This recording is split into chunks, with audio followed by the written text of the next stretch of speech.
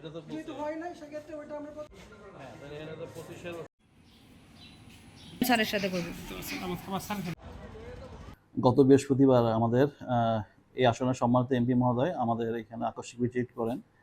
তো উনি আসলে পরিষ্কার পরিচ্ছন্নতার ব্যাপারে একটু দ্রুত পদক্ষেপ নিতে বলেছেন আমাদেরকে, এবং যাতে যারা রুগীরা আসে তাদের যেন সেবাতে ভালোভাবে সেবাটা পায়, এবং হাসপাতাল যদি পরিষ্কার না থাকে বা আনহাইজেনিক থাকে তাহলে কিন্তু আসলে সেবা পাবে না এবং রোগ ছড়াবে।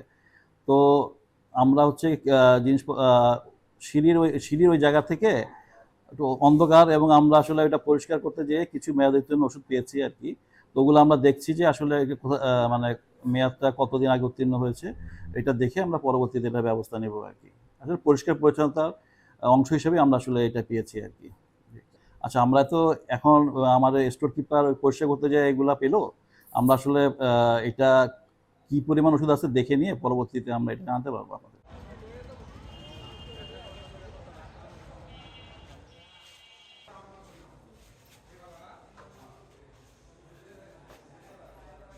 বলেন, কি জানি বলতেছিলেন? ছবি কেন উঠাচ্ছি? 8 বস্তা না, আমরা 7 বস্তা আগের একটু কি ভালো দিতে পারবে এত সত্য তুমি তো এখানে কোনো ওষুধ আনো নাই, আগে থেকে ছিল।